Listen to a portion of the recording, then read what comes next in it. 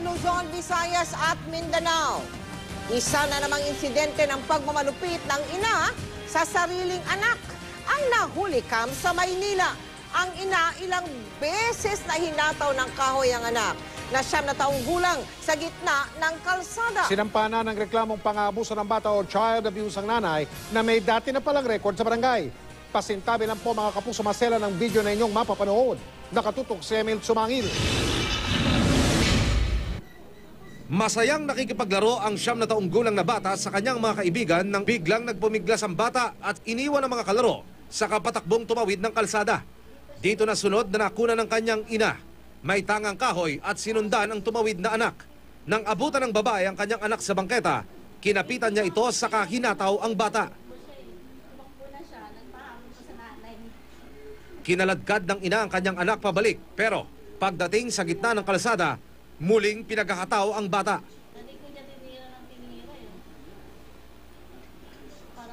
Hindi pa rito natapos ang pananakit ng ina.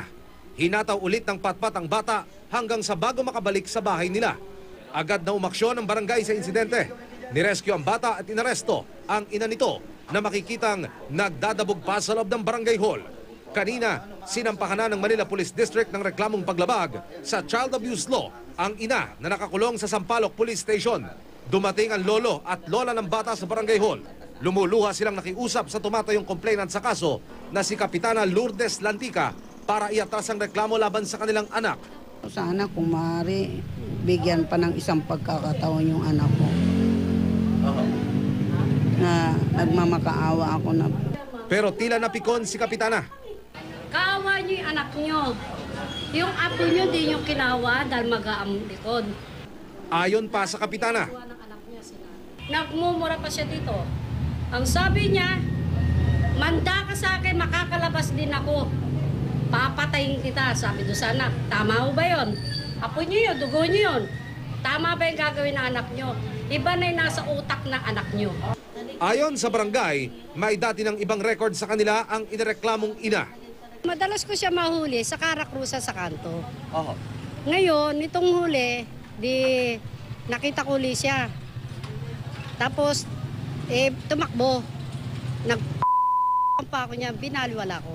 Lumabas sa investigasyon na naggalit ang ina sa kanyang anak matapos na makipaglaro sa labasan na hindi pa nagagawa ang kanyang assignment sa eskwelahan. Marami na pong aksidente na nangyayaring ganyan. Kaya lang. Nakita ko yung anak ko kanina sa CCTV. Sobra yung palo niya sa anak niya. Kasama GMA News, dinala na ni Kapitana ang bata sa Social Welfare Office ng Maynila para doon muna pansamantalang tumigil. Inutusan niya kami, tsaka sumunod naman po kami sa kanya. Kumuha siya ng pumanog at tsaka bigla po ko inabas. Kinamusta ko ang mga latay at sugat na nagbarka sa kanyang likuran. Pero bago niya ako masagot, humagulgol ang bata. Masakit pa ang sugat mo? Masakit pa rin?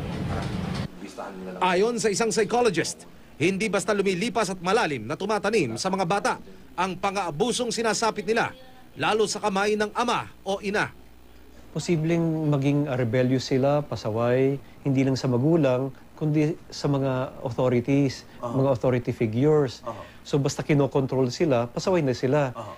Ilan sa mga pangunahing dahilan kaya napapagbukatan daw ng isang ina o ama ang kanilang mga anak ay ang kakulangan sa kaalaman ng wastong pagpapalaki. Posibleng nakaranas din sila ng pang-aabuso. Emil Sumangil, Nakatutok, 24 Oras.